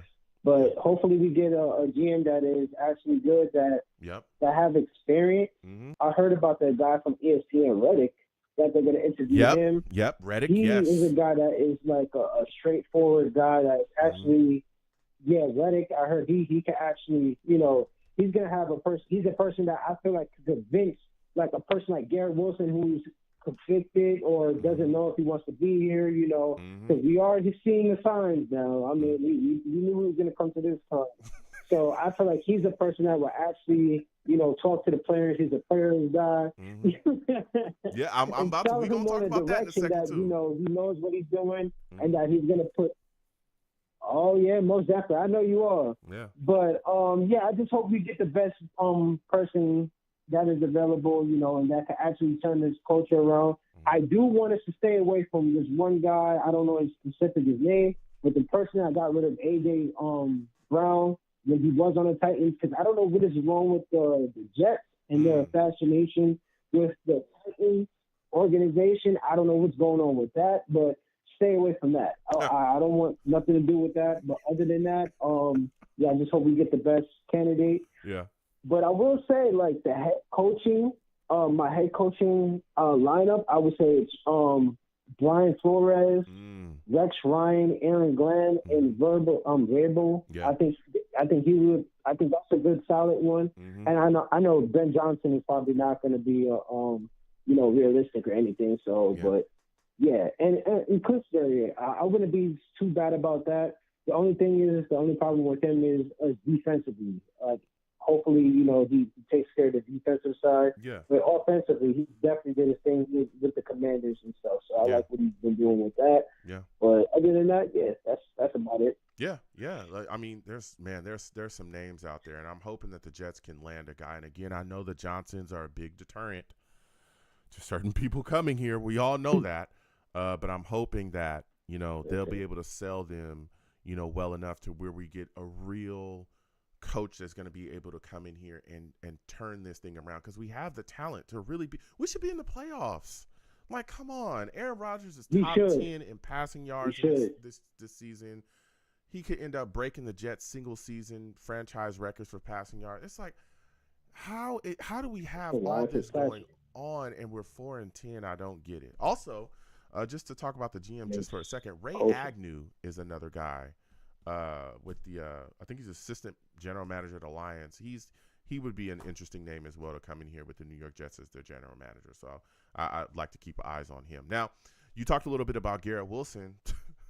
There's a lot of talk about Garrett Wilson wanting to get up out of here. What are your thoughts about the possibility of him demanding a trade this offseason? There's been a lot of rumors swirling surrounding him. Possibly going to want to be out of here with the New York Jets this upcoming offseason. Do you believe it to be true? Oh, quick question. Quick scenario. I heard the last caller. I heard when I was going back and forth. The game was the Texans versus the Jets. The first half when they were saying sell the team. Oh, I wrote that in my notes. Okay. I remember that this season. I remember Halloween. They were screaming like literally the whole stadium. Sell the team. It was crazy. Sell the team. Yep. It was crazy. It was insane. No problem. Yeah. But yeah, I wrote that on my notes because I was just like, oh yeah, I remember what game it was. So yeah, that was the game. Yeah. But But yeah, man. I just hope, like I said, he's always shown that he's that player that you like. I don't know if he's gonna sign that extension to stay here. Yeah. We just hope that this Aaron Rodgers situation helps out. So he is happy to stay here. Because listen, he's the type of player that is not gonna waste his career and just not only winning 4 games, 5 games, and being out of the playoffs, and always watching the playoffs from home and watching the Super Bowl and not participating or even being an All-Pro. Yep. I mean, he's been offensive. He has some accomplishments from being the offensive player as a rookie, and also forgot what was the other thing. Oh, yeah, just 1,000 yards each season with below-average quarterbacks, except for Aaron Rodgers. So other than that, he's definitely been a player that has always been a stud. And I feel like even when fans was kind of like turning on him in the first half, the Steelers game, and he was like, oh, he's done. We don't want him no more. And then he just shows you on Halloween. It's just like, oh, yeah, we got to extend him. He's that guy. Yep. So it's just like this guy, he's always been, we just got to get – that's what I'm saying. We just need to find the right culture and the right head coach and the right GM and get this man, Woody Johnson, together because we got to try our best to keep this guy here and just keep him happy. And we have a lot of young studs here. We just got to make sure we do a good job when it comes to that because – yeah, he's a stud, man. He's definitely a stud, and I would hate to see. I mean, if you think about Garrett Wilson going to like the Ravens or going to one of these top teams, he's gonna be balling out. Man, Garrett Wilson with the Ravens would be ridiculous, and it was tough. That would be ridiculous. Absolutely. Because listen, if I learn from my lesson of this past season, look what the Giants did when not extending or paying Saquon Barkley. Yep. They have to live and breathe with this man Saquon Barkley. Balling out on the Eagles. So can you imagine if this man Garrett Wilson went to the Dolphins or went to the Bills and we have to face them all the time? We don't want that. Oh my! We do not want that. So let's get this culture together. Let's get the right head coach. Let's get the right GM and get this ship together because I'm ship. Yeah. Family show. Yes. Let's get this together and let's head forward because I'm not trying to turn around. We're trying to get through this dark cloud. We went through the Adam Gates dark cloud, and now we're going through the Robert Saleh and Joe Douglas dark cloud. So let's see some sunshine in the MetLife. Yeah. Listen, Val, this has been a phenomenal call. Before I let you go, man, Rams, Jets, who do you think wins? Who do you think loses? How do you think it ends up, man? Unfortunately, we have been going against some bad defensive players. Some bad defensive teams in Florida, the Dolphins and the Jaguars. I do believe the intensity is now going to grow a little bit more. But listen, this is going to be a kind of a test for Aaron Rodgers. I want to see him in this cold weather. I want to see if he still has it. I want to see if he's still running. I want to see if the passing is still accurate. So this is going to actually be a good test. I know the season is done, but this is going to be a good test to see if we really could move forward with him because, like I said, we're trying to make a run. But to answer your question real quick, because I know you got callers, I do believe that the Rams are going to win this game probably 31 to probably 21. And the Rams are going to take this game because I feel like they have a good defense. Jeez, wow. 31 to 21. Unfortunately, they got a good defense and they got a they went back to back with the Bills. They went up to 42 to 41, and they beat the Bills. So this is a team that could score. They're not no pushover team. All right. So he was battling with Mike Jones. So come on. Yeah. Listen, Val. I gotta slide off. Next time I have a show, I want to hear from you, man. Great call. Absolutely, Joe. And everything you say at the end is definitely defamation of character. And shout out to Sauce Gardner getting his first interception. Yes, sir.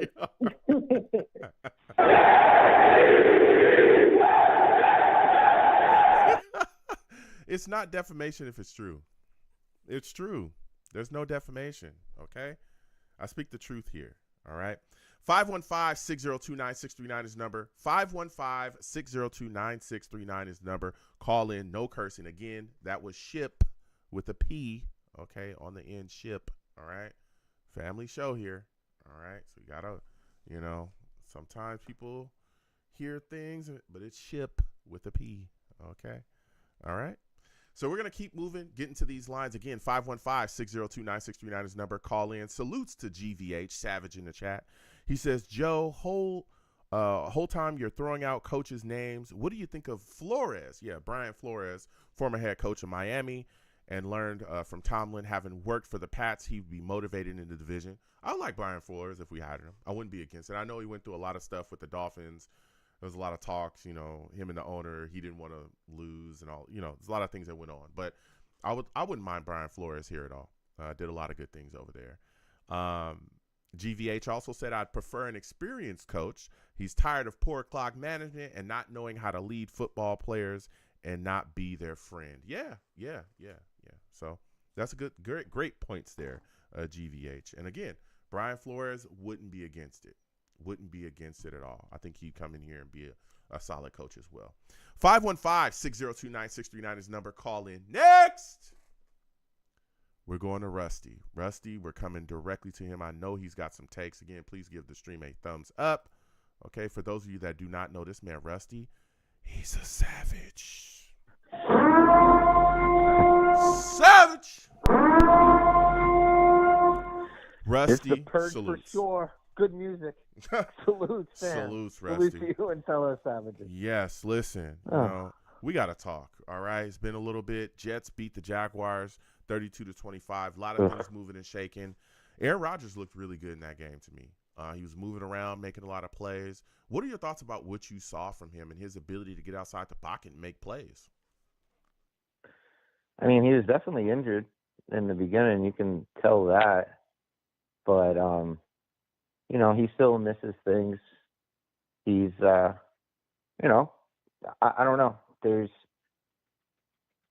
He's set in his ways and stuff, and he tries to, mimic what he's done in the past. But, I can't say anything. I wish I could run around like he did. I'm nearly 40, but he should use his brain more and his arms more. Mm-hmm. But it's good that he's moving around though. There was definitely something up, but he's one tough cookie, that's for sure. Mm-hmm. Running around, and whether he had like a pulled hammy or something, you could definitely tell there was something weird, calf or something like that. But he's got to look around the field more. Yeah. He's been. I mean, Garrett was doing jumping jacks and backflips a couple times and blatantly down the middle. He doesn't see them, and he tries to hone in too much. But, the one thing I can't stand about him is with the play clock. Like, dude, just snap it at 5. Like, they already know. You can, he does run it all the way down. He does that consistently. He does, yeah. Everybody's talked about, he does. He runs it all the way down to 1 all the time. It's crazy to me, But if he could just manage it like how Peyton was in his last year in Denver, to where he had he had to do what he had to do. You know what I mean? Like, he wasn't like the year before where he had something insane, like 49 touchdowns or something crazy, and then got blown out by the Seahawks. Then he came back and it was the complete opposite. I think he had something like 25 touchdowns at most, but it was just consistent and just picking teams apart. And then all of a sudden it's like, oh, he's open down deep. I'll go there. I'll do a play action. Missing play action. Good God, if we just did some play actions, maybe it would open it up for people. But here's my thing, and I hear what you're saying, and there's been some struggles along this New York Jets, with this New York Jets football team, particularly with the offense not performing like we all thought. But I think another thing that people don't talk about, why the Jets offense has struggled at times this season. I know people want to point the finger at Aaron Rodgers. I think it's the fact that we don't run the football very well, right? Even against the Jags, Aaron Rodgers had 45 yards, and he led the New York Jets in rushing. I think the Jets Yeah, currently that's are like terrible, man. 31st in the league in rushing. They're 31st in the league. We can't lean on the Isn't run. that disgusting? Yeah, and it again, it is disgusting. You know what's crazy, Rusty? We talked about this coming into the season. I remember asking people, what do you think the New York Jets will be able to lean on offensively this upcoming season? And what did we say, Rusty? The running game. Running. Everybody that called in, I think you even said it as well. I said it. Everybody. Oh, yeah. The I was running happy game, about it. when everything goes wrong, when we just need to settle, we're going to be able to run the football. We can't run the football effectively this year. We struggled running the It's ball. unbelievable. And I think that again, It really is. when you struggle to run the ball, it makes you one-dimensional. You're going to have to start throwing the ball, and then guess what? Now you're asking Rodgers, instead of being a game manager, he has to be Aaron Rodgers that he was when he was 24.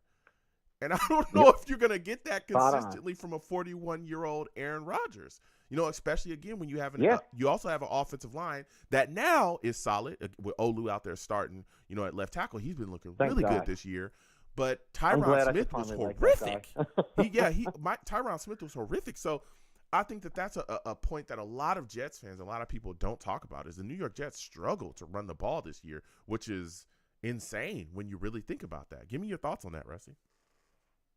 No, man, you're spot on, and you're right. Like we should be playing bully ball with the backfield that we have.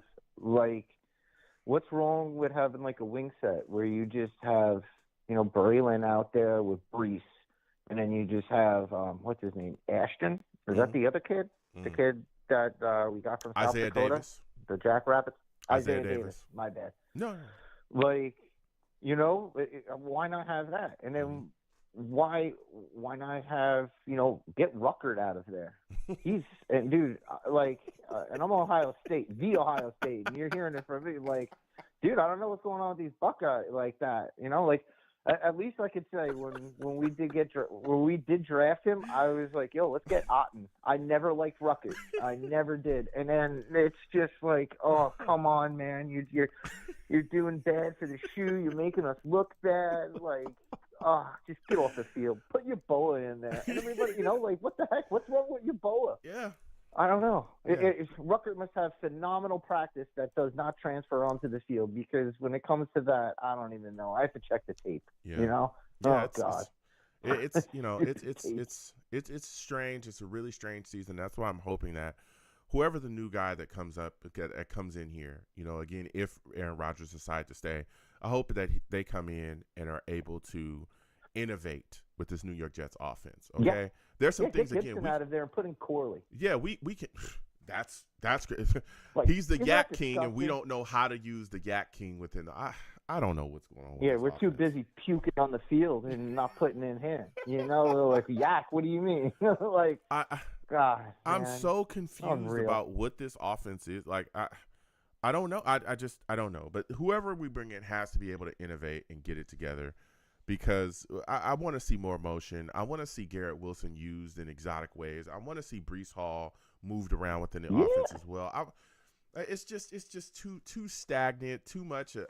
You look at what they're doing with the Chiefs. You look at what, you know, McVay does. You look at all these guys that are just offensively just light years ahead of the play calling that we're seeing, and it's like it's got to step up. But again, even with that, Aaron Rodgers is 753 yards from smashing a Jets passing record. So we'll see, man. Again, Aaron Rodgers is top 10 in yardage, passing yards this year, and he's isn't top that 10. Incredible? Yeah.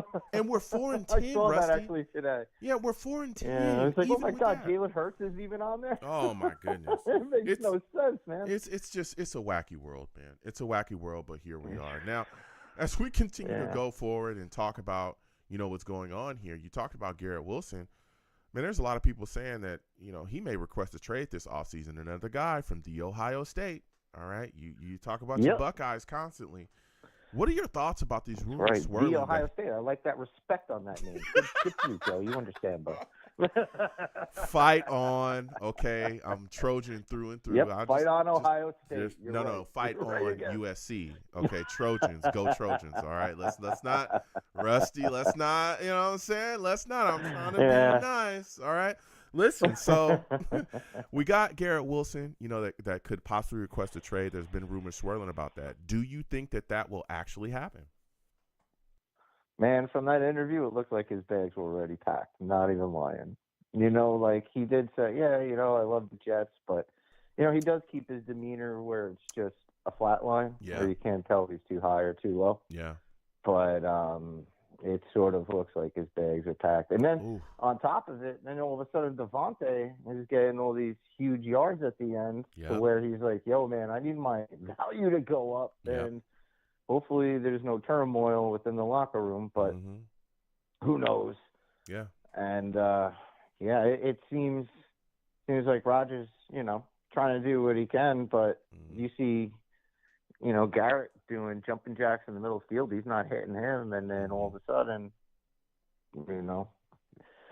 people are having big games that aren't named Garrett Wilson, and what happens with that. He's not like Keyshawn, but he does want, a book, throw me that damn ball. All wide receivers do. Can't let that front. But at least he's humbled in that sense. It's going to be very interesting going into this offseason. So many things moving and shaking. I think a lot of and I know he said that he doesn't, really care about what happens, with Aaron Rodgers. He just said, hey, if he goes, he goes. If he stays, he stays. But I think a lot of what's going to happen with this Jets football team roster-wise, guys making decisions, could end up, if Aaron Rodgers stays. Because if Aaron Rodgers leaves, he decides to walk away from the New York Jets, then there's nobody behind him. There's nobody that is going to be able to step up. There's no franchise quarterback. We're going to be drafting somebody that's more than likely going to be thrust into the starting role. And in a lot a of these non-QB draft. And we talked about that earlier. In a non-QB draft, a lot of people talking about it. I said off the bat, listen, I'd love to have Shador, but I don't think we're going to be there to grab him. I think he's going to be gone. And after that, us winning didn't help. Yeah, we went from 4 to 8 now. Yeah, I mean, so we'll see. Gone, but we'll see. It ain't going to happen because the Jets are going to win out and win 7 games and go 7-10 per usual. God, man. Well, we'll see, but I think Shador is going to be gone. Cameron Ward, I think, is the next guy. I like him, but I don't know, man. It's just I'm hoping that Aaron Rodgers returns next season, even though there's a lot of Jets fans that are screaming for don't do it. But I think that's the best situation for the Jets, especially when he'll be able to work with a young quarterback as well. And he said he was willing to take a pay cut. So. Yeah, and he's sat out a year too, man. Yeah. Or what? Basically 2 years or a year and a half or something like that. Yeah. But so now he's getting his flow back. Muscle memory, football muscle memory. How we are. He's like, what did I get myself into? But can't blame us when our owner is sitting there taking freaking Madden advice from a kid named Brick. What are you doing? Like, oh. God, take your sauce chain off and just go sit in the corner and let a GM do his job. Oh my God! Bad, I hope we get Dorsey. I hope we get Dorsey. It's bad. It's GM's so bad, but we're not. That's who I hope. Yeah, it's rough, man. It is rough, and I mean we've when you talk about the general manager situation, you talk about the ownership. Of course, we know the Johnsons are not going anywhere, but. We got Dimitroff, we've interviewed him. John Robinson, we've interviewed him. I know not that a fan at all of those guys. Reddick as well. We're going to be interviewing him coming up. So there's going to be a host of guys that's coming. I'm Ray Agnew. If he's that's interested, the guy I like. That's the guy from the Lions, right? Yes, that's the assistant general manager from the Lions. He is interested. Him and Dorsey, I like. Yeah, I like those two dudes. Him and Dorsey. If he's interested, I'm heavily leaning towards him, but we'll see what happens going forward with that. Especially, again, I think another big piece, a big cog in the wheel is who we bring in as head coach. Mike Vrabel is being talked about right now as being the top candidate guy. People love Aaron Glenn, Ben Johnson, Vance Joseph. A lot of Jets fans have talked about him. Brian Flores has been talked about as well. As of right now, would you be okay, Rusty, if Mike Vrabel does become the New York Jets head coach? Well, my top two are Flores and Vrabel. That's who I like. And then, interesting enough, because you hear what the Fish are doing, right? They're canning McDaniels, and so if Flores comes in, he wants McDaniels as his OC. Ooh. And then Vrabel also wants McDaniels as his OC. So yeah, I would take that. And revenge on the fish they would want so bad. Yeah. And then, Vrabel being an ex-patriot or whatever they're called. I'm not allowed to curse. So they're they all hate fish. They hate, they hate that mammal that swims around in the ocean and does some weird stuff. We'll see. There's snowflake. There's been talks in the past about firing McDaniels. We'll see. But if he does get fired, I would love to have Mike McDaniels as the Jets offensive coordinator. Dude, Same here, man. His offensive game plans are they're just insane. Like, it's just they are. Look what he did with baked potato brain Tua. It's unbelievable. Man. The guy doesn't even know where he is, and he's like doing stuff. Dude, I every time we play the Dolphins, there are things that he does where I'm like, bro, what planet is he on? Some of the running calls, the screens, I don't even know who the hell has the ball. And I'm watching the game from an elevated point. So you can imagine if you were a player, all this motion and things handed in front of you, and the next thing you know, the guy that actually has the ball is 10 yards away from you running down the field, and you're like, oh, well, play's over. There it is. That's how it works. It's wild. It's wild. I would love to have Mike McDaniel, and I hate the dog. I can't stand him. But Mike, I respect him as a coach. I absolutely respect him as a coach, and I respect his game planning. He's one of them weird geniuses that are like, all right, do what you got to do, man. And he knows how to groom quarterbacks too. Yep, he sure does. So, it could only benefit. Keep him for 4 years or whatever until somebody else wants him as a head coach. But those are my two head coach guys that I would want. I'd want Flores and Vrabel, and then hopefully they bring in, McDaniels or somebody competent as an offensive coordinator, not somebody that, just sits there and builds with Lincoln Logs and is like, yeah, okay, guys. All right. Oh, God. Jets, Rams, what are your thoughts about that upcoming game? Who do you think wins? Who do you think loses? How do you think it ends up, man? Well, just because I was on Team Tank because I value draft, the Jets are going to do what we always do, man. Like when we're supposed to lose, we win. When we have to win, we lose, and when it's pointless, we, win. So we're gonna win against the Rams. It's gonna be weird. Something weird's gonna happen. Okay. But that's the Jet thing to do. Give me the score. I'm not happy about it because then it hurts my draft stock. Give me the score. I don't know. We finally broke. We finally broke 26 points last week for the first time all season. Yep. God only knows. Jets probably going to do something funky. Probably, I don't even know. What's 38 to like 27 or something. Something weird. All right. I should be happy, but I'm not. Which is incredible. That's what the Jets do to you. That's what they do to you, man. It's just like, what the heck is going on? It makes no sense. That's what the Jets do to you. That is a quality quote, ladies and gentlemen. That's what the Jets do to you. It's true, man. Rusty, listen, this is a phenomenal call from you. Next time I'm on the show, I want to hear from you. And happy holidays to you and your family as well, man. Thank you, Joe. Salutes to you, and happy Merry Christmas, Happy New Year, Happy Holidays, and geez, Jets, that's what they do, man. It's what the Jets do to you, man. It's what the Jets do to you.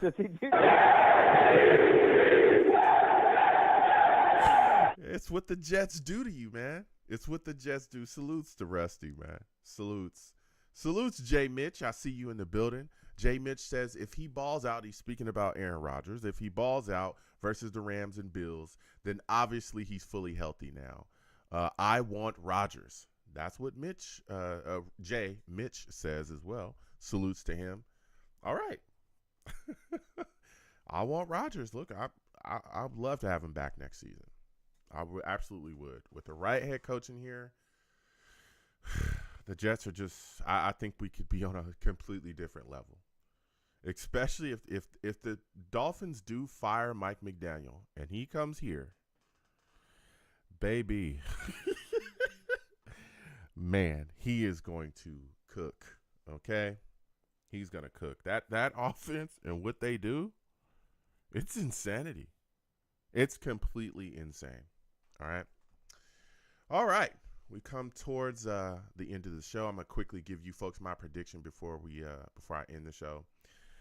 Man, I'm a little concerned about the Jets pass rush. I'm wondering if they're going to be able to get to Stafford. I need to see Will McDonald, Hassan Riddick. Let's go. Let's get it together. Get some pressure on Stafford. I think we only had 2 sacks. The Jets only had 2 sacks against the Jags. I think it was Solomon Thomas and Kinlaw got 1 apiece. We got to get more pressure. All right. I'm looking at the wide receiver matchup. Listen, the Rams got some guys, man. We know Cooper Kupp, Puka. They got so many guys over there. It's crazy. All right. I'm a little concerned about the matchup with the Jets secondary. I'm a little concerned about it. Again, we'll see where DJ Reed is as well, if he's going to be able to play. Michael Carter, he's actually not going to be playing. He's dealing with a back injury, so he's going to be out. They're still looking as well at Quinnen Williams. He's dealing with a hamstring. They're saying he can play, but we'll see how much that hamstring is going to take from him. There's a lot of talk about Greg Zuerlein. He was kicking during practice. We'll see what happens with him going forward. I don't think he'll end up playing this season. And Breece Hall is looking like he's, ready to go. He's not even on the injury report this week. So those are just some of the things from the Jets, injuries here. So we'll see what happens going forward. Again, the matchup with the secondary, the secondary with the Jets against this Ram wide receiver core is going to be one to watch. I can't wait to see what Sauce is going to do, because I feel like they're definitely going to try to, target him a little bit to see, hey, are you really there? You know what I mean? I'm also concerned about Tyler Higbee. Jets struggle against tight ends, and he's a guy that can do work as well. I look at the Jets offense, and I'm like, hey, y'all got to start fast, man. We started off pretty slow against the Jags. You cannot do that against the Rams. You got to come out the gate hot, get rolling, start running the football more effectively. I think Devontae Adams is going to have an opportunity to have another big game. I think Garrett Wilson is going to have a big one as well, a big game, pause. And I think Alan Lazard is going to be able to put some things together too, and do his thing out there. I just want to see the Jets run the football effectively. I feel like if the Jets can run the ball against the Rams, man, it's gonna be so much easier, so much of an easier game, and we'd have so much more of an opportunity. If Breece Hall and Braylon Allen and Isaiah Davis really get rolling. But I do think that Aaron Rodgers really has a chance in this game to throw for some big yardage, that'll push him, closer to possibly, snapping this record this season. So with all that said, I know it's crazy, but I just got a feeling. I am taking the New York Jets to beat the Rams. I'm taking the Jets to beat the Rams 30-27. 30-27. I'm taking the Jets. I don't know. I am taking the Jets. I just got a feeling. 30-27. I'm taking the Jets. All right. Listen, it's been a phenomenal show. Salutes to all the savages in the building. Okay. GVH salutes. He says, Rusty is right. Not enough pony set. 2 running backs that can catch out the backfield, making the defense think. Our tight ends are trash blockers.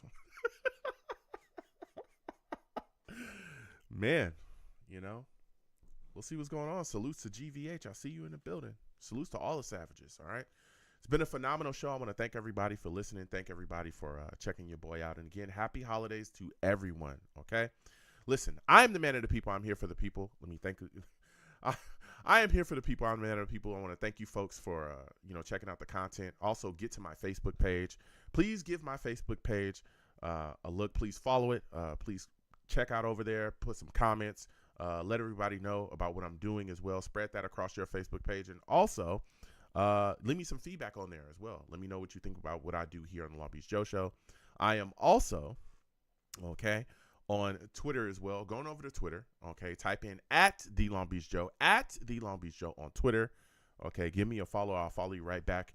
You want to troll me? No issues. I am the troll that lives under the bridge, and I will have my Vera Tucker jersey on at all times. At all times. Okay? At all times, baby. All right? Having a solid season. All right? Having a solid season. So, please, get involved with me over there. All right, you want to troll me? Let's go back and forth, and we'll be under that bridge.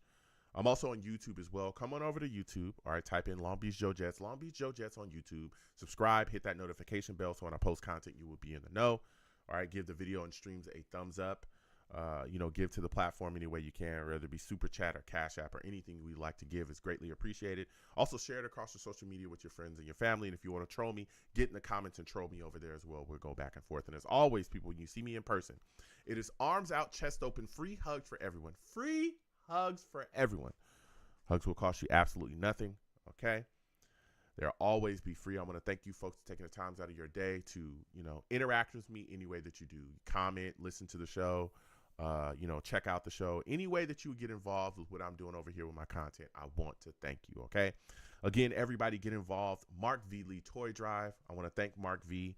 Lee for coming on and sharing everything that they're doing over there. Get involved, everyone. The Mark V. Lee Toy Drive. Go over there, drop a toy at a fire department. Send some things in as well. Get involved with everything that they're doing. Help, make a kid's Christmas this year. It's a beautiful thing. Beautiful, beautiful thing. So, again, until the next show, happy holidays, everyone. I hope everyone's enjoying themselves with their friends and family. Happy, warm holidays to you all, okay? Till the next show, you folks have a good one. Peace. 1 second, folks.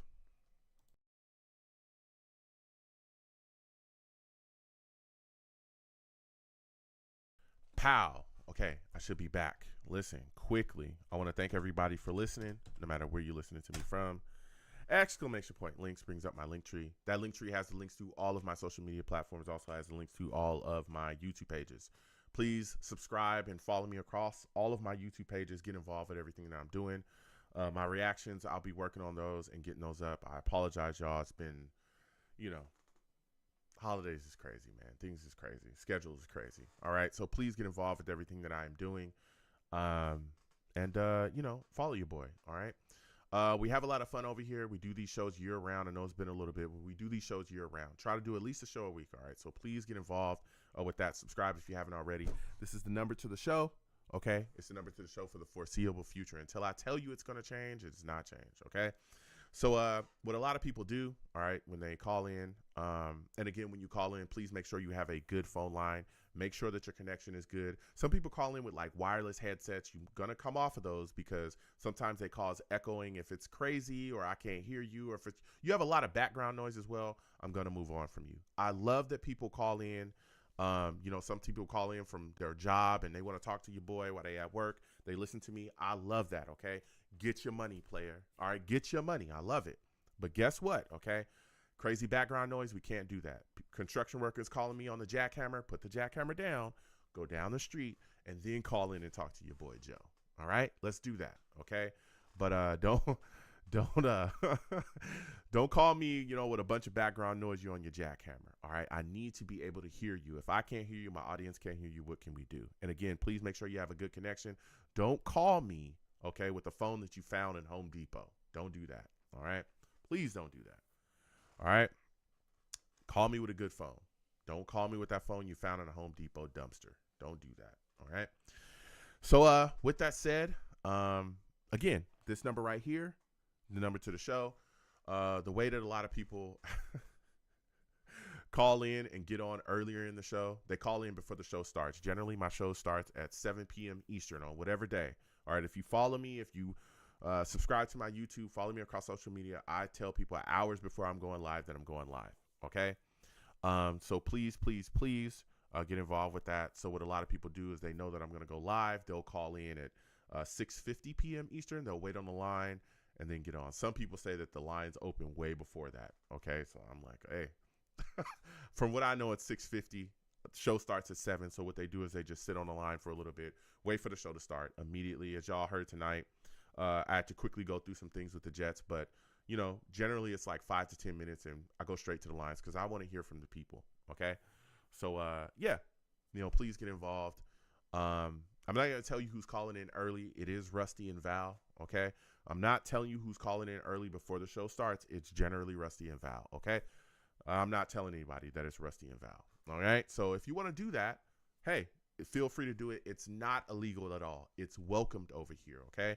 But I put it out there that you can call in early and wait. for the show to start, to get on a little bit earlier in the show, because I just want it to be fair. Okay, it's a trick that the veteran Savages figured out and have been utilizing for a long time. Okay, and again, even if you call in the middle of the show, I will come to you. My hold times are not long at all. Okay, so I want to thank everybody for joining your boy. All right, salutes to everybody in the chat. All right. Bree, always good to see you in the building. He says, Merry Christmas and Happy New Year to you. Salutes. Thank you. Listen, happy holidays and Happy New Year's to everybody and your families, okay? Outlaw, yeah, I see you. Outlaw says, defamation of character. I have witnesses. There is no truth to that. Wow. Blog Talk worked tonight. It worked. So I don't think you'll win that case. Bree says, defamation of character. Bree, you too? Wow. I never thought I would see this.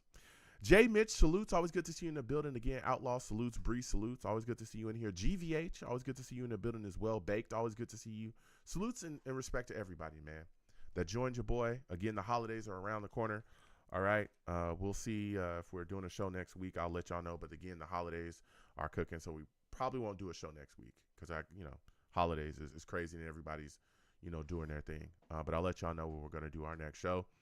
And we're going to have a lot of fun, man. We're going to have a lot of fun. I know that this season hasn't gone the way we all hoped, all right? But we're still here. And there's a lot of, things coming in this offseason that I think we have to look forward to, and a lot of exciting things that the New York Jets are going to be able to do to make this team much better than they are right now, okay? So, yeah, please get involved. We also game on this channel from time to time. So if you see your boy playing games, Street Fighter, something like that, get involved. Come on over here.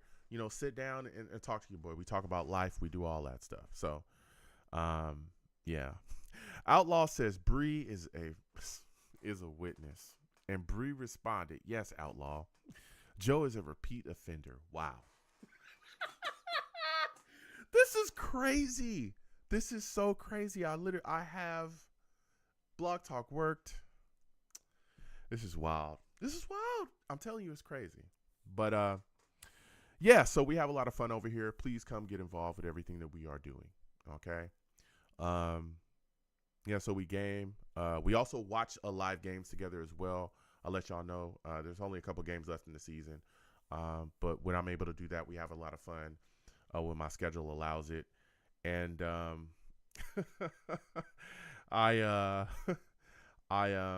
we have a live radio show directly after those games as well. So we have a lot of fun doing those things and have a blast. Those shows are pretty heated as well, especially if the Jets lose. But no cursing. Okay, that's the only thing allowed on not allowed on my show is cursing. Don't call her cursing crazy. All right, I'll get you out of here. Don't do that. All right. Rusty says that's false news. Clearly, I was the last call. Always hating on Val and I. Go Buckeyes. Oh, good. All right. This is egregious. This is egregious. We're just lies everywhere. All right. So, yeah. Please get involved with everything that I'm doing. Subscribe if you haven't already. Hit that notification bell. When I post content, you will be in the know. All right. I got to get out of here, folks. Listen, be safe. Be safe, people. Okay. Holidays are around the corner. All right. Christmas around the corner. A lot of things around the corner. Please be safe, y'all. There's a lot of people that's going to be, out and about. That's not going to, they're not using their thinking cap. Okay. So we got to be careful out here. All right. Please be safe. Be safe driving or whatever it is, however you're traveling, please be safe out there. A lot of crazy people in this world, and I don't know why, okay? I have no clue why. All right, sit down with your friends and your family, eat a good meal, watch some good TV, and enjoy yourselves. Let the people that you love know that you love them, okay? It's important to me in my life, and I hope it's important to you in yours, okay? Yeah, so just be safe, y'all. I'm telling you. The holidays is always gets crazy. People moving around crazy. Be safe out here, okay? I want y'all to, have a really good time with your families and enjoy yourselves. So I got to get out of here, folks. Until the next show, okay? Until the next show. Y'all not going to win that case, bruh. Y'all not going to win that case. I'm telling y'all right now, y'all not going to win that case. But be safe, everyone. All right? Salute and respect to everybody. I'll see y'all. All right?